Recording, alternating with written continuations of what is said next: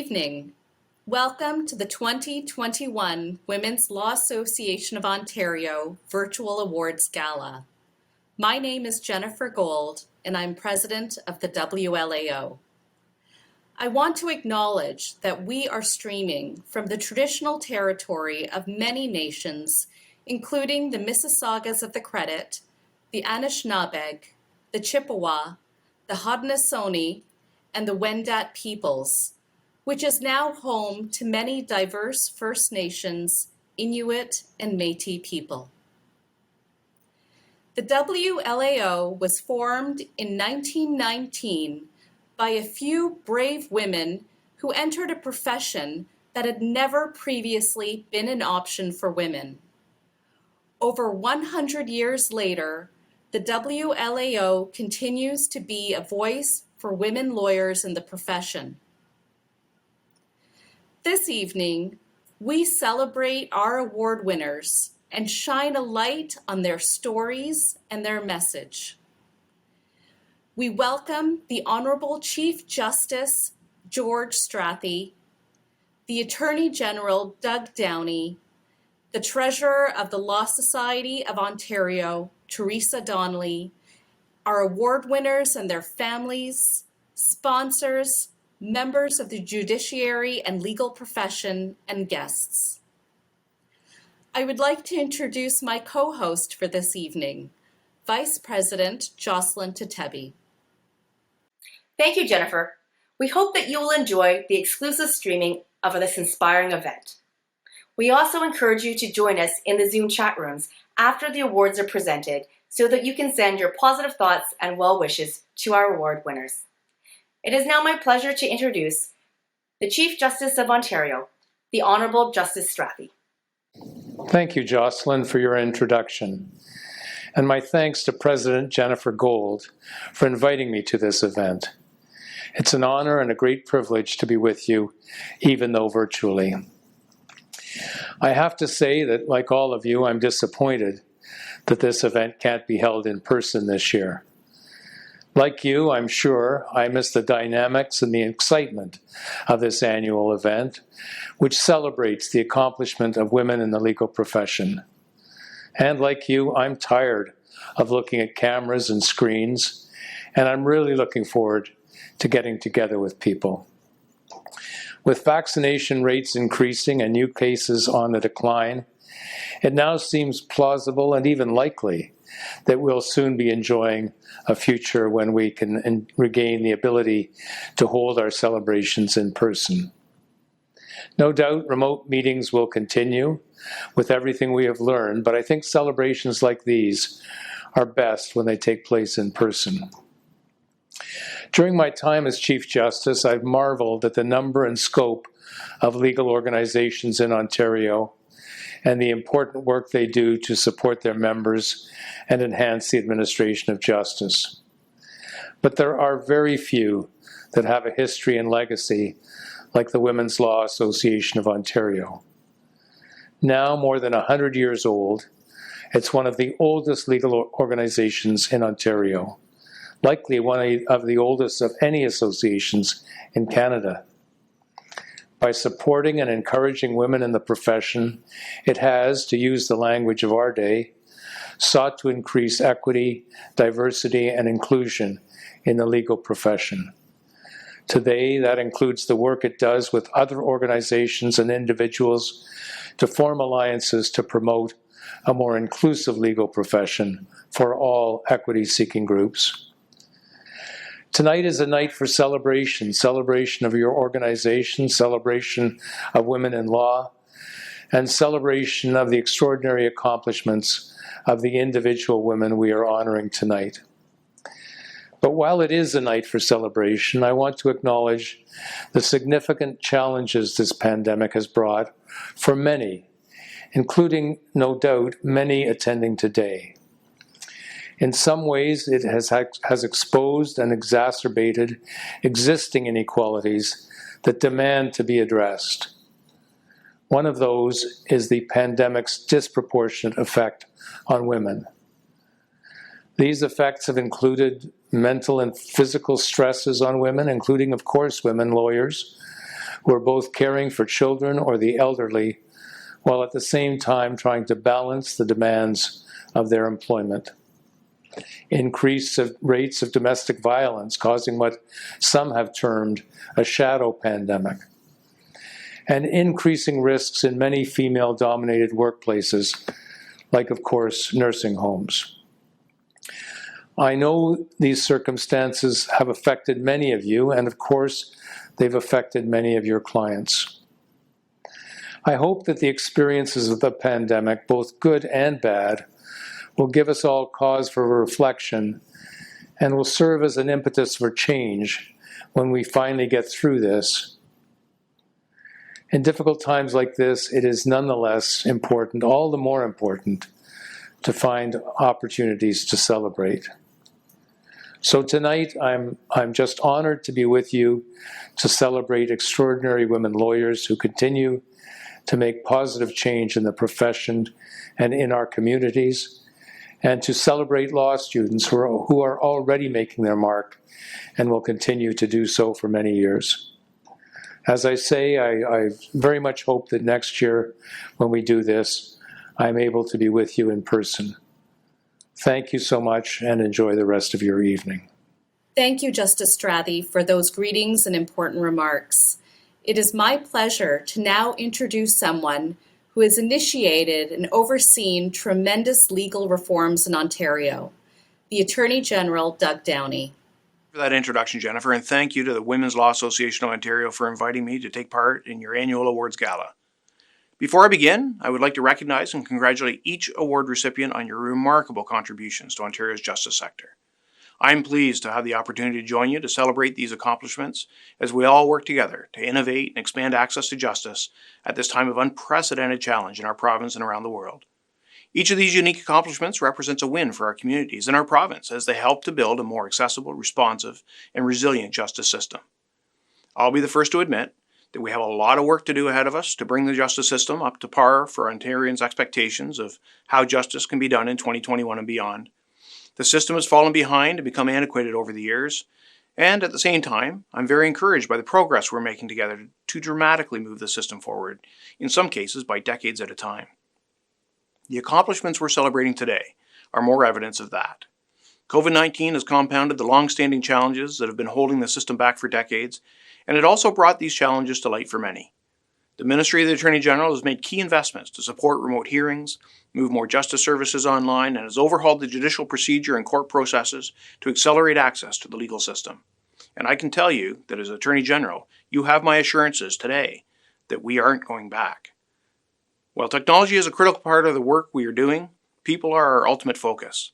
Building a system that is easier to understand and easier to access are very important priorities for our ministry and our government. It's why we've launched our Justice Accelerated Strategy to break down barriers in the system, improve access, and better respond to people's expectations for how justice can be done. I welcome you to share your perspectives on how this strategy can make the system work better for people. I also wanted to reiterate our government's commitment to protecting and supporting victims of crime across the province. Acknowledging the added challenges caused by the pandemic, we took action to increase supports and services in communities both large and small to ensure victims and survivors can access supports and services when they are needed most, no matter where they live. As we announced as part of Ontario's 2021 budget, we are enhancing sexual violence support services for victims, increasing crisis intervention services, and expanding free legal advice. Over the past year, the Ministry of the Attorney General has committed an additional $18 million in supports to victims of crime and frontline workers. These latest investments, which will provide new services in historically underserved regions, build on funding that was announced over the past 15 months to support victims and frontline workers during the COVID-19 outbreak. We are also pleased to be working with Ontario Victim Service Organizations to improve collaboration across the sector. Their frontline experience helps us to understand their day-to-day challenges and provide the necessary supports going forward. Finally, we know that demands on the justice system won't be slowing down anytime soon as we continue to respond to the threats of COVID-19, and we work toward returning to something that more closely resembles what we know as normal. Ontario's communities, now more than ever, require a strong justice system that is working at full capacity to help people resolve their legal matters with fewer obstacles and delays. It's why we took action through the Accelerating Access to Justice Act to ensure judicial vacancies are filled faster, to reduce the time and money Ontarians spend waiting for their day in court. We're also making it easier and less burdensome for lawyers to apply to become a judge in hopes of encouraging a greater diversity of candidates. To ensure the bench is more reflective of our communities, the Act also encourages diversity by requiring the committee to publish detailed diversity statistics in their annual reports, using information voluntarily disclosed by applicants. As we continue to drive change in the system, we will be looking to you for your perspectives. I want to once again congratulate everyone who will be recognized today, and I look forward to working with WLAO and its members to build the accessible, connected, and resilient system that works better for people. Thank you. Merci. Miigwech. Thank you, Attorney General Downey. It is now my pleasure to introduce Treasurer Teresa Donnelly. Treasurer Donnelly is the 5th female treasurer of the Law Society of Ontario. She is also a current member of the Women's Law Association of Ontario. Bonsoir, good evening. My name is Teresa Donnelly, and I'm the treasurer of the Law Society of Ontario. Je m'appelle Teresa Donnelly, la trésorière du barreau. I'm delighted to bring greetings to you for the Women's Law Association's Awards Gala. This evening, we recognize the achievements of women in the legal community and honor those who demonstrate leadership on the issues facing women in the legal professions today. While I wish we could be in person, I am pleased to join you virtually from my home in Huron County, which is located on the traditional lands of the Ojibwe Chippewa of the Anishinaabe group of Indigenous peoples. Huron County is on territory that is covered by Crown Treaty Number 29, known as the Huron Tract Purchase of 1827. Today we have participants from across Ontario and perhaps elsewhere. I would like to recognize the long history of all First Nations in Ontario and the Métis and Inuit peoples. We thank the First Nations people who lived and live in these lands for sharing them with us in peace. The recipients of the President's Award over the past 30 years have made tremendous contributions to the legal professions and to equality. From the organizations advocating for gender equality to the first female bencher and elected treasurer of the Law Society, collectively, these leaders leave a strong legacy that is both inspiring and empowering. This year's recipient is no different. I am so pleased to be here to see my friend and colleague, Joanna Bierenbaum, be presented with this award. Joanna and I know each other through the Canadian Centre for Legal Innovation in Sexual Assault Response, an organization that seeks to address the gap between Canada's progressive legal regime and the experiences of survivors of sexualized violence. Joanna is the Director of Capacity Building and brings to that role her expertise in gender equality and violence against women. I have long admired her work, her dedication to advancing the equality rights of women, and her passion. Congratulations, Joanna. And to my fellow WLAO members, I look forward to when we can connect again in person. Thank you for joining us this evening. Merci encore de vous être rejoints à nous ce soir. Thank you. Merci. Miigwech. Thank you, Treasurer Donnelly. I just saw the Law Society of Ontario Awards event, and it was a pleasure to see a diverse group of women honored for their achievements.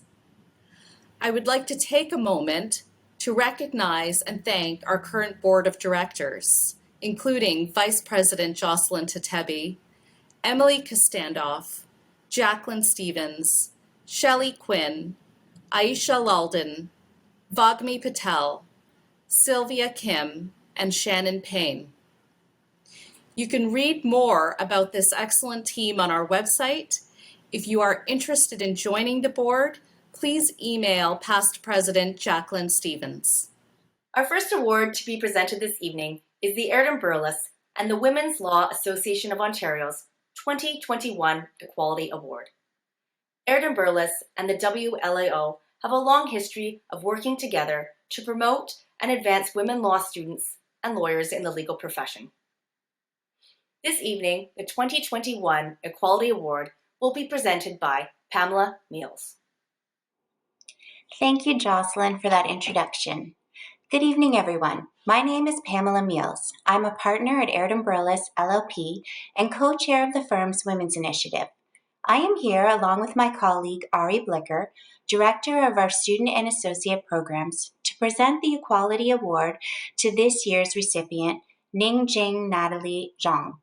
Ari and I are honored to be here today to represent our firm and to present the award to this year's recipient. Andrea Skinner, chair of our firm's Diversity and Inclusion Committee, and Jacqueline Gosslet, my co-chair of the Women's Initiative, are unable to be here today, so I'm speaking on their behalf as well. Erin Burles has been partnering with the Women's Law Association of Ontario and co-sponsoring this award for well over a decade.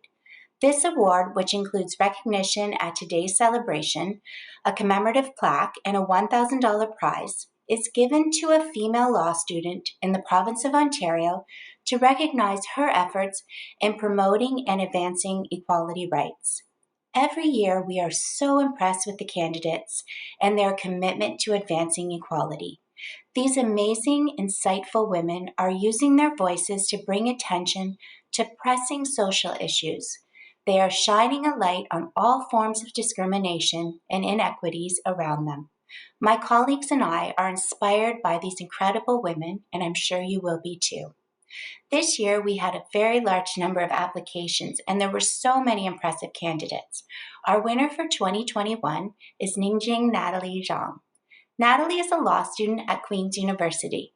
She has a deeply rooted and long-standing commitment to equality, informed by her life experience. Natalie's personal story is one of resilience and overcoming adversity.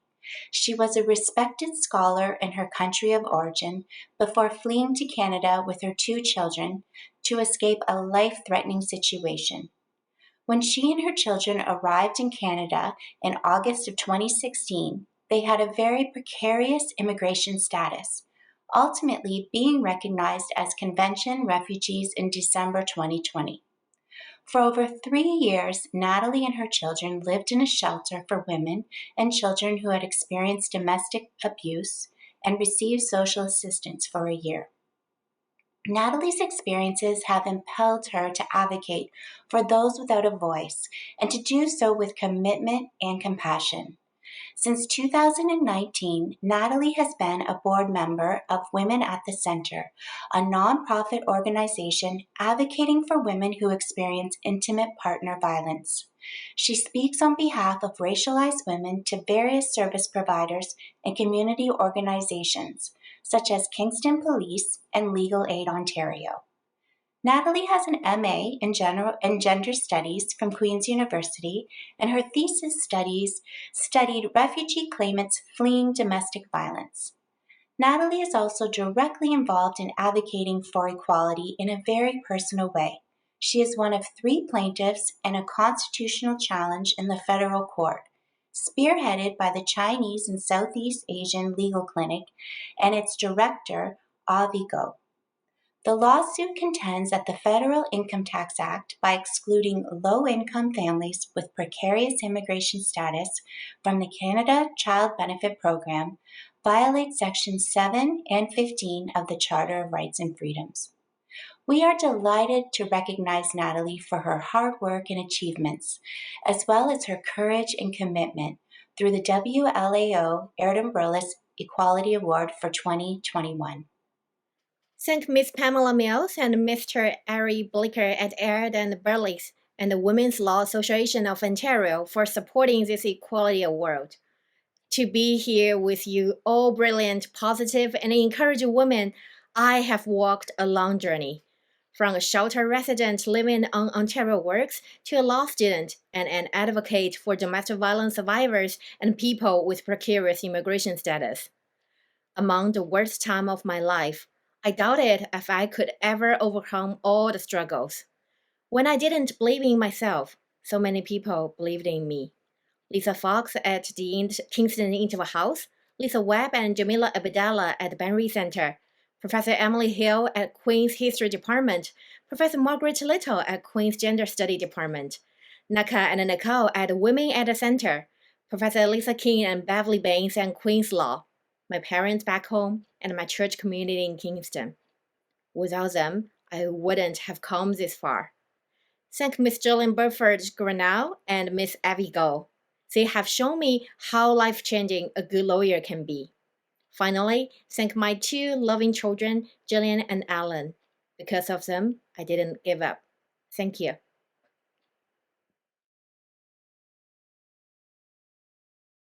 Thank you for those inspiring words and congratulations on the Erin and Burles Equality Award. It is my great pleasure to introduce Her Honor, Madam Justice Sandra Chapnick.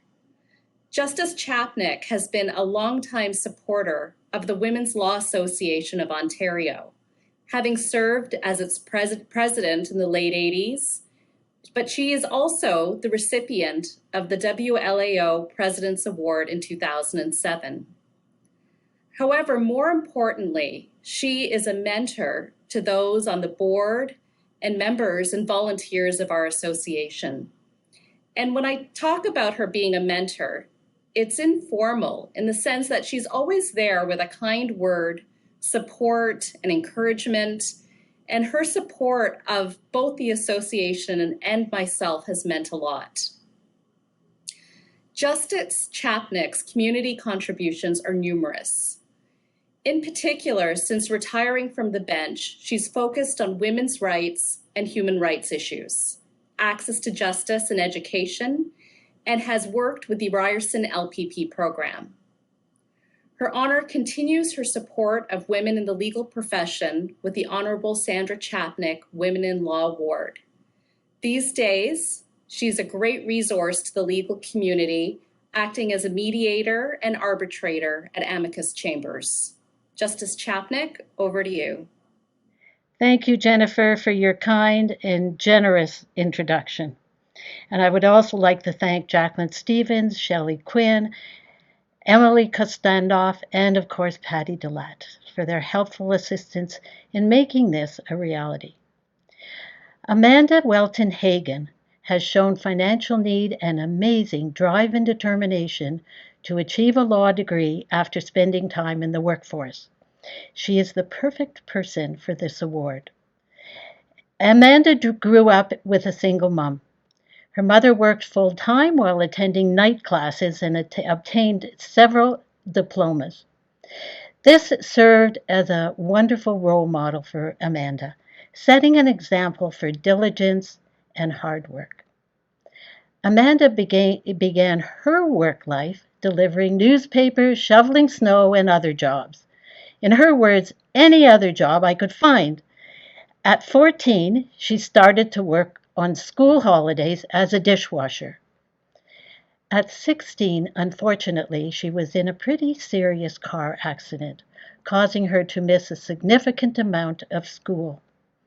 But that did not stop her. She continued to work hard to achieve her goal of becoming a lawyer. Before entering law, Amanda obtained a bachelor's degree in professional arts, majoring in governance, law, and management. She also worked as a legal assistant and obtained a certificate as a paralegal. I should mention that Amanda is taking the American and Canadian de jure courses at Windsor Law School and Detroit Mercy School of Law, working toward the dual degree.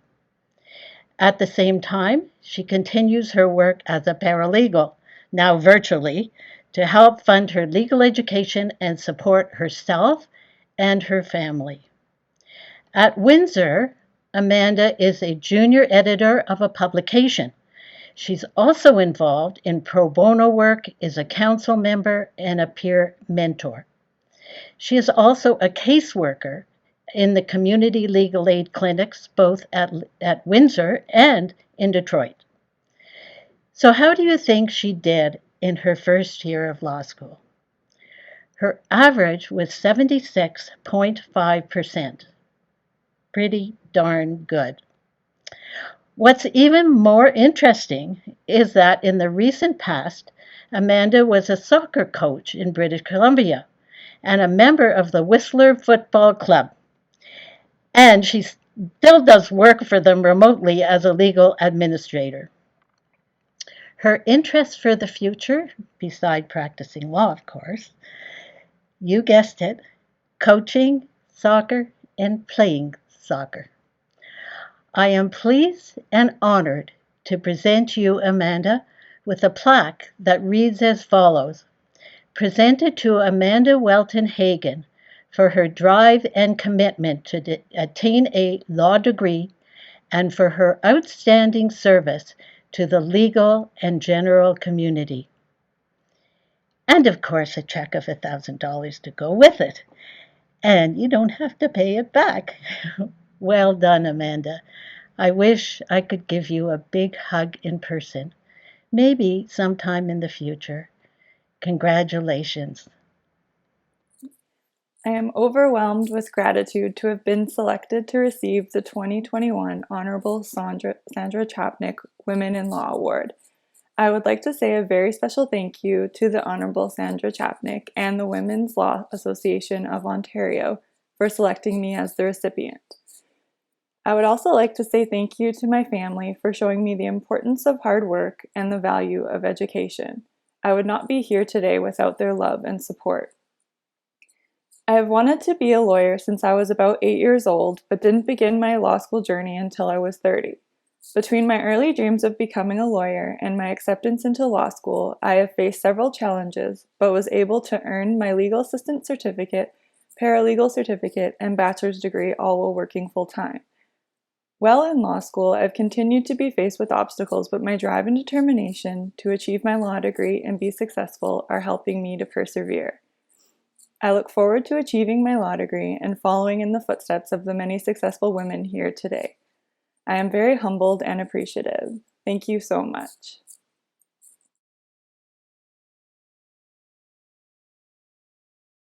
Thank you, Justice Chapnick, and congratulations, Amanda. Our next award this evening is the Torque & Maine's Trailblazer Award. Torque & Maine's and the WLAO have worked together for many years on a variety of projects and events.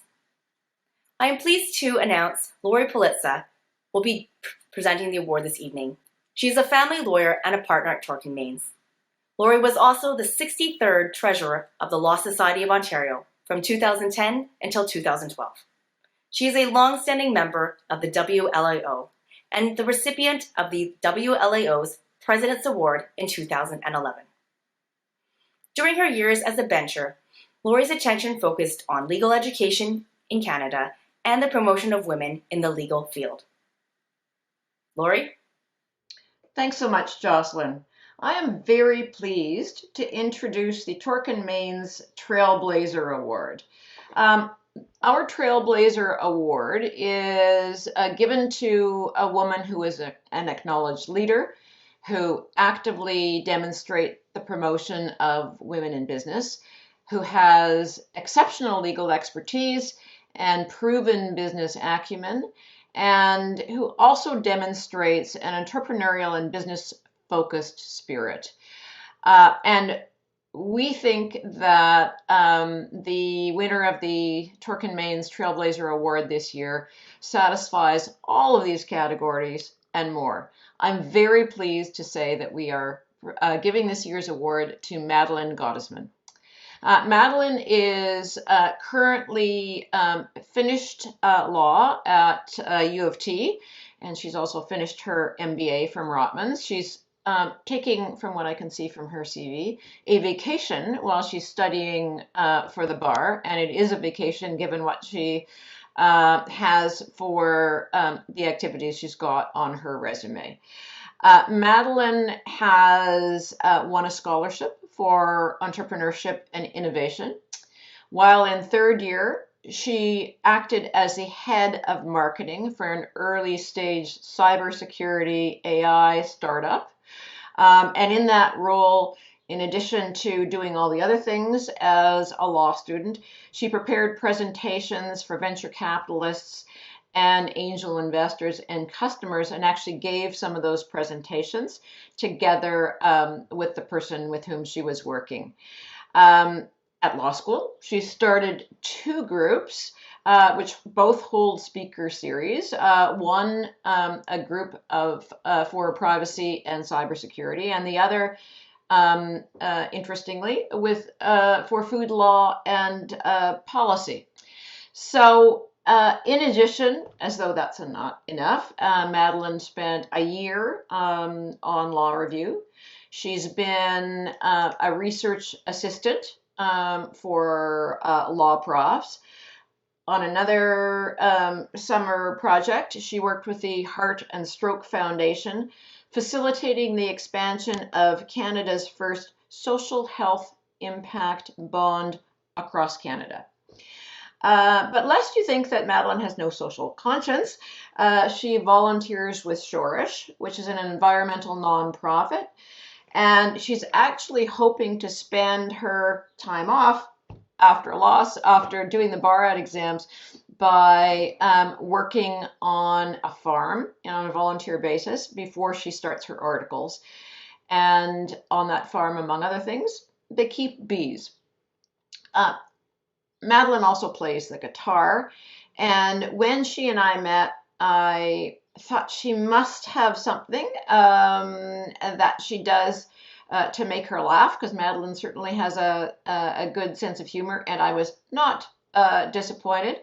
Madeleine tells me that she loves the Steve Martin Pink Panther movies.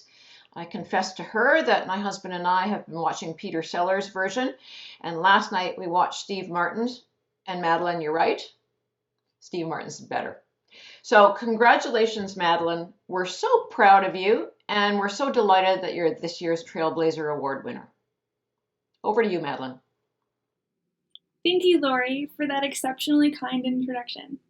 I would also like to sincerely thank Torque & Maines and the Women's Law Association of Ontario for both offering the Torque & Maines Trailblazer Award and for selecting me as the recipient this year. It's extremely humbling, and I'm grateful. Having an MBA class comprised of only around 35% women, and having worked this past year in the male-dominated cybersecurity space, has reinforced my belief that it is important to honor the achievements of women in business and law. I hope to stay connected to the Women's Law Association of Ontario and hope to continue to step into leadership roles in order to give back to others. Thank you again.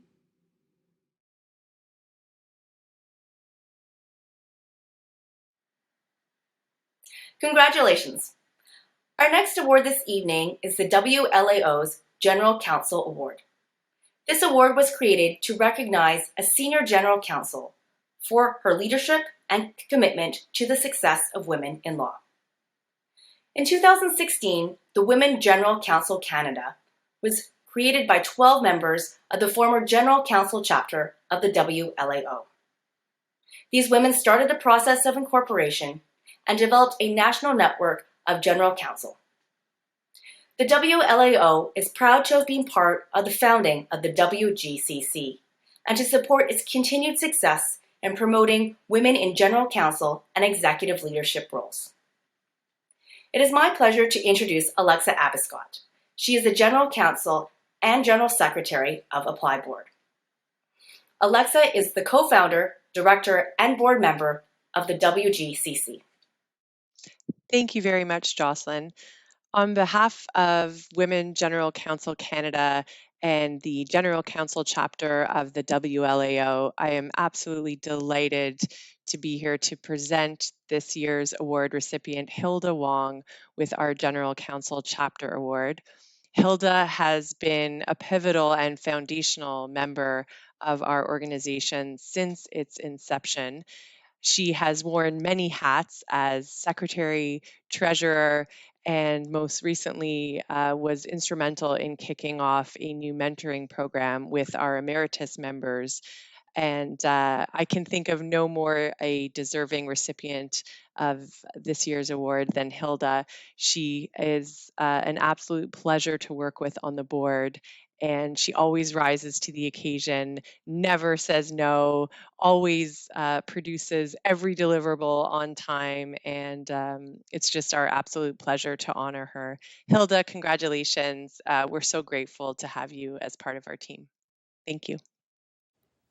Thanks, Alexa, for your kind words. Thank you to the Women's Law Association of Ontario and the Women General Counsel Canada Network. I am honored to be this year's recipient of the General Counsel Chapter Award. In 2013, I was invited to a lunch by Julia Shin Doi. There I met a group of women lawyers in legal and business leadership roles. The feeling of a connection was immediate, and we all left that lunch with the shared goal to create an organization to support women in executive legal positions, both professionally and personally, and to build a community to connect with one another. Support from the Women's Law Association of Ontario was an integral part of establishing the WGCC, and this partnership continues to be an important one. Through my involvement with the WGCC, I have had a front row view of the tremendous growth of this organization. From its grassroots beginnings, the WGCC is now a thriving and maturing community with provincial chapters, strong partnerships, clear vision, and a strategic plan to connect its members from coast to coast, to offer unique programming, and to advocate for diversity and inclusion and other important changes. You know, many have said that the role of a general counsel can be a lonely one at times, but I can say that I don't feel particularly lonely anymore. I attribute this to a large degree on the encouragement and support I have received from past and current WGCC board members, as well as other members of the WGCC community. So I'd like to take this opportunity to thank them for helping me blossom in my role as a general counsel, for their humor, for their generosity in offering advice and sharing best practices, and above all else, for the wonderful friendships I have made and will continue to make. I look forward to connecting with more members of the Women General Counsel Canada Network in the near future, and I plan to contribute to this amazing community for many years to come. Thanks again.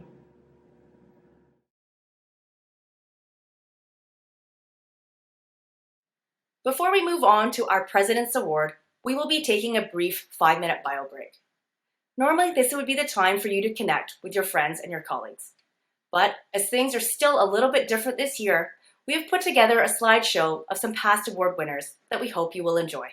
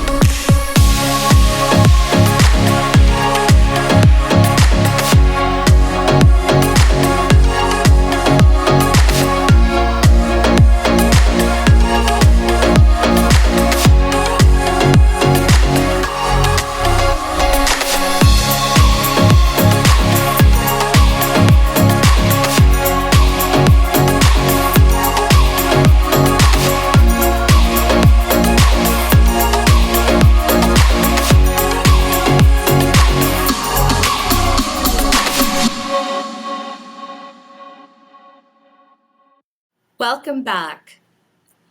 I am so very honored to present the President's Award to our next award recipient.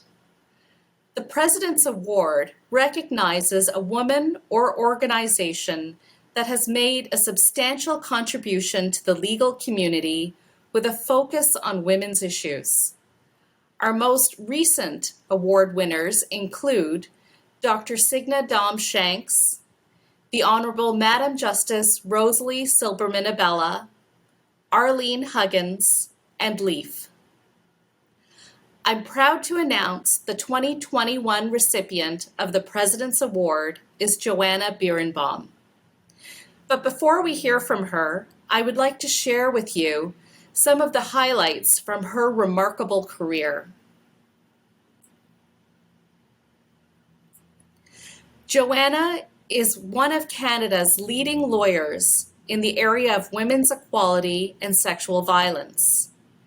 Her extensive experience in these areas includes civil sexual assault claims, employment law, human rights and workplace investigations, defamation law, and representing complainants in sexual history and records applications in criminal sexual assault proceedings. She is often engaged to advise institutions and employers on sexual violence policies and procedures. Current leading cases in which Joanna is counsel include anti-SLAPP applications in Ontario and BC to protect survivors of sexual violence from retaliatory lawsuits in defamation and malicious prosecution, and a systemic equality rights charter claim against the London Police Services Board for discriminatory investigations of sexual assault. Her work has included representing the National Centre for Truth and Reconciliation in its effort to preserve the records and history of Canada's Indian residential schools. Earlier in her career, she practiced in the area of Aboriginal and treaty rights, including representing the Grand Council of the Crees at the United Nations. Joanna has worked with a wide variety of women's organizations. She is currently Director of Capacity Building for the Canadian Centre for Legal Innovation in Sexual Assault Response. She was previously the Legal Director of LEAF, Acting Co-Legal Director of the Barbara Schleifer Clinic, and led a national project for the YWCA Canada to improve access to justice for Indigenous women experiencing family violence. Joanna continues to work closely with the Schleifer Clinic, including working on 2 proposed SCC interventions in 2021. She was a McMurtry Fellow at Osgoode Hall Law School, as well as an adjunct faculty at Osgoode, teaching law, gender, and equality, and co-directing Osgoode's Feminist Legal Advocacy Ending Violence Against Women clinical program. Joanna has lectured and published in the area of violence against women and women's equality rights. Her Supreme Court of Canada advocacy on behalf of interveners or parties included acting as counsel for the Schleifer Clinic in Platnick versus Bent, dealing with defamation law and the interpretation of anti-SLAPP legislation, and in R versus Canal on the interpretation of the criminal code regime to protect the private records of sexual assault complainants. Joanna's most recent publication is a book co-authored by Professor Karen Busby called Achieving Fairness, A Guide to Campus Sexual Violence Complaints. I am so amazed by Joanna's commitment to women and her significant contributions to societal change. I am also very honored to present the 2021 President's Award to Joanna Bierenbaum. Joanna. It is an enormous honor to be awarded the President's Award.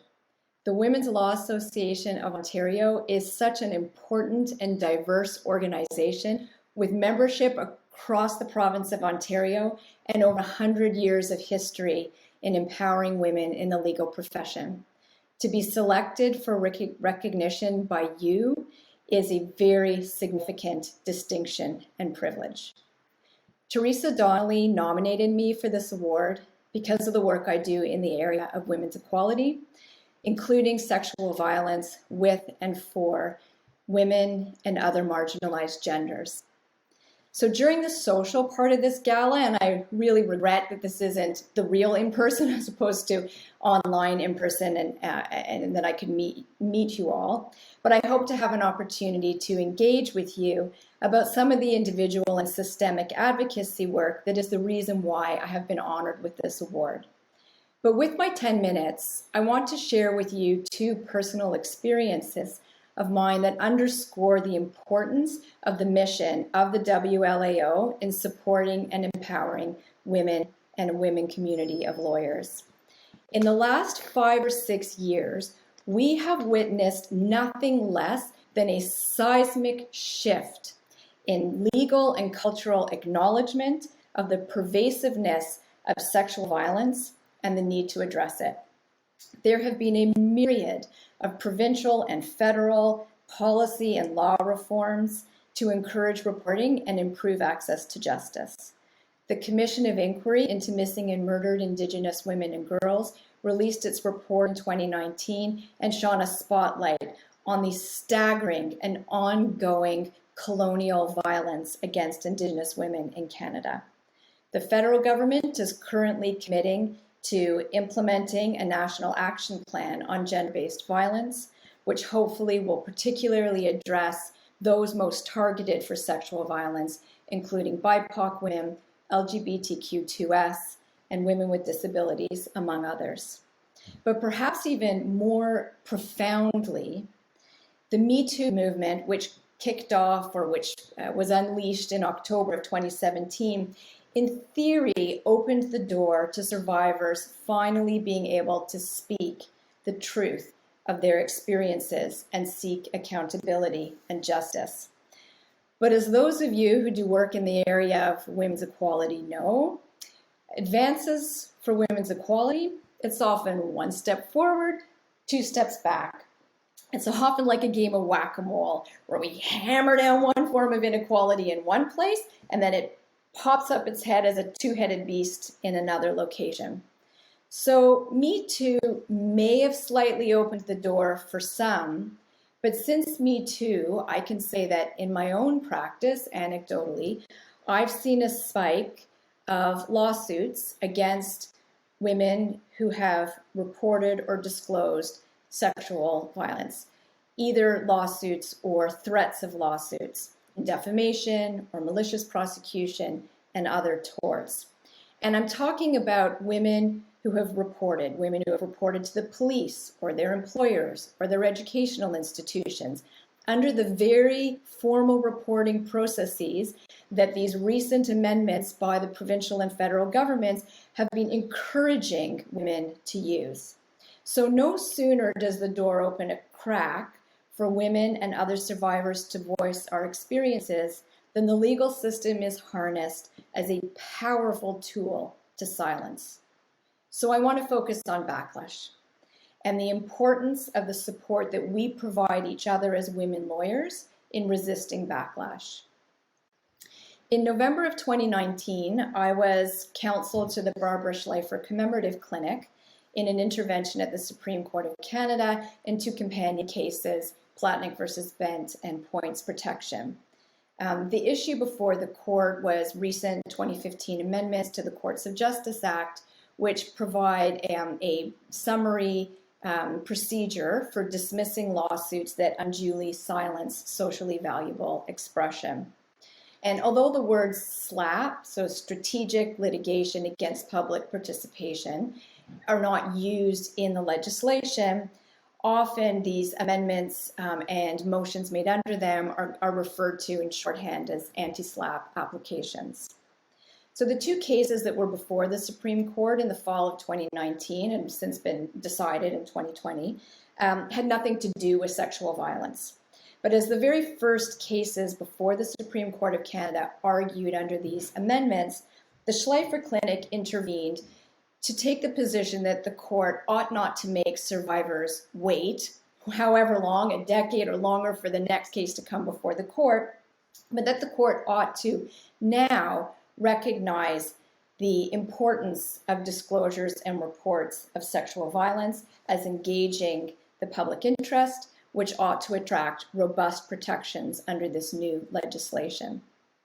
So my longtime mentor, who litigated many Supreme Court of Canada cases involving women's equality interests in the area of sexual assault law, she told me many times that when we as women advocates take strong women's equality positions, particularly in the areas of law that relate to sexual assault, that we can often be lightning rods. And so I share this wisdom from my mentor with you, so that if you too find yourself attracting all the lightning bolts, you'll know it's the system and not you. You'll also know to prepare yourself. Go into that hearing wearing your extra thick rubber-soled wedge shoes. In that hearing, in response to my submissions to the court about the systemic crisis of violence against women and other marginalized genders in Canada, I was asked repeatedly by one of the male justices to address the case of the false accuser. And my response to the court was that, well, we don't have a systemic social problem of false reports in Canada. And although in my brief 5 minutes I wasn't able to elaborate, what we know at the WLAO is that what we do have is a systemic social problem of women quitting their jobs, dropping out of school, suffering from anxiety, depression, and suicidality, being excluded either entirely or as much as they ought to from the participation, public, political, economic, social, cultural participation in our Canadian society, among the many profound social, economic, and physical harms of sexual violence.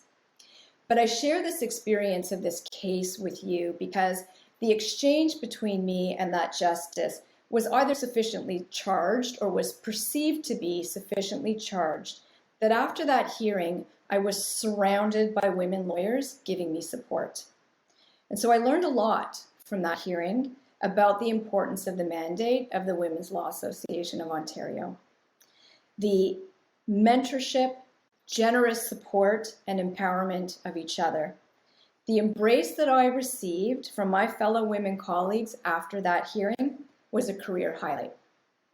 And to be clear, I'm not saying that arguing that intervention before the Supreme Court of Canada was the career highlight.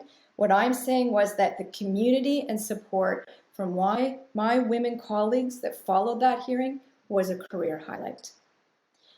Returning for a moment to the substance of the anti-SLAPP provisions, I just want to recognize that even if disclosures and reports of sexual violence are in the end robustly protected under the anti-SLAPP provisions currently that exist in British Columbia and in Ontario, and maybe they'll expand to other jurisdictions, the reality is that they will only protect those very few survivors who come forward, and then will only protect that even fewer number of survivors who are able to actually access legal counsel for a defense and to bring one of these potentially complicated and expensive and time-consuming applications. And of course, these anti-SLAPP provisions don't protect women and others against the myriad other forms of retaliation and ostracism that survivors face for disclosing and reporting. But nevertheless, if our legal system does endorse robust protection under these provisions, it will be another small, incremental, but important normative step toward making reporting safer. And since eliminating sexual violence falls in part on the backs of individual women who report, one of the places we do still need to invest our legal resources is making reporting safer. It's not the only place to invest our social, political, economic, and legal resources, but it's one of them. In the first 2 weeks of April this year, and again last week, I was arguing a complex anti-SLAPP application in British Columbia on behalf of a former student and employee of the University of British Columbia who was sued after she reported sexual harassment and sexual assault by a former professor. Now, that case is still ongoing, so I'm not going to say very much about the facts of it, but it attracted, it meaning the initial report and UBC's response to it, attracted public discussion and debate. And in the end, in the fall of 2018, that plaintiff sued over 20 people, some of them for their engagement in discussions on social media. And because this is all a matter of public record, for my client, which is unfortunately not an uncommon experience, I can share that the process of reporting and now defending against this defamation suit has literally repeatedly put her very life at risk from suicide. And so I want to acknowledge her, but all of the other complainants and survivors who stand in similar situations to her. I want to acknowledge her commitment and resilience and leadership in seeing the litigation process through, hopefully to an end result that will improve reporting for all women and move the dial forward. From the perspective of the WLAO and the role of women in the legal profession, there were approximately 15 lawyers, maybe more, arguing this anti-SLAPP case in BC because, as I said, there were over 20 defendants, many of them who brought these anti-SLAPP applications, and they were all heard together. The application was argued by Zoom, and the Zoom hearing was a sea of women's faces. In fact, there were only 3 male counsel among us, not including plaintiff's counsel. And each set of oral submissions was as impressive as the next. Moreover, the generosity and support of defendants' counsel that we offered each other throughout were inspirational. So back to my experiences that I want to share with the Women's Law Association. There were approximately 15, maybe more, lawyers arguing this anti-SLAPP application because, as I said, there were over 20 people sued and many of them brought these applications that were heard together. The application was argued by Zoom and the hearing was a sea of women's faces. In fact, there were only 3 men among us, not including plaintiff's counsel. And each set of oral submissions was as impressive as the next. Moreover, the generosity and support that defendants' counsel offered each other throughout the hearing was truly amazing. The power and the talent of these women and non-binary lawyers was inspirational. Although more needs to be done to reflect a more racially diverse group of women lawyers in similar circumstances in the future. From the perspective of the Women's Law Association of Ontario's focus on advancing women in the legal profession and supporting women's lawyers, that hearing in the past few weeks and months has been another career highlight and one that has filled me with hope for the future for women in the profession. In terms of the substance of the case, well, we'll have to see what the court rules. I have been honored with the President's Award as an individual, but as my comments today make clear, I don't do this work alone. I couldn't do this work alone. Litigation is a team sport, so is systemic advocacy.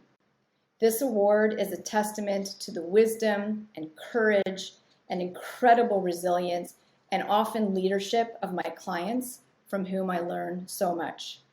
It is a recognition of all of the feminist legal academic colleagues across this country upon whom but we all rely for their research and with whom I'm so lucky to work. And I'll just name 2, like Professor Elaine Craig, who wrote a book, Putting Trials on Trial, which I encourage you to read, and Professor Karen Busby, with whom I recently wrote a book on campus sexual violence. This award is also a testament to the women's equality organizations that I have had the privilege to work with, such as the Barbara Schleifer Commemorative Clinic and CLISAR, the Canadian Centre for Legal Innovation and Sexual Assault Response. I'm also really lucky to be supported by wicked smart women and progressive men who are the instructing clients at the institutions that I work with. And as members of the WLAO know from your own experience in this organization, I rely extensively on my network of women lawyers who support and mentor me, including women who are members of the WLAO and whom I hopefully mentor and support in return. So thank you. Thank you to the impressive and amazing and inspirational Teresa Donnelly for nominating me. And thank you to the Women's Law Association of Ontario and its members for this award.